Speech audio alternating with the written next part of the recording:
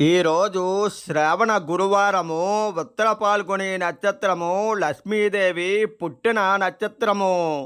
శ్రీ వెంకటేశ్వర స్వామి, పద్మావతి మాత వివాహం జరిగిన నక్షత్రము. ఈరోజు పద్మావతి మాతను నక్షత్ర ఆడతలో దర్శిస్తే వారి ఇంట ఐశ్వర్యము పుడుతుంది, మంచిగా కళ్యాణం జరుగుతుంది, మంచి వధూవరులు లభ్యం అవుతారు. ఈరోజు పద్మావతి మాతను దర్శించాలి అంటే జాతకంలో భాగ్యయోగం పట్టిన వారికి మాత్రమే సాధ్యం అవుతుంది.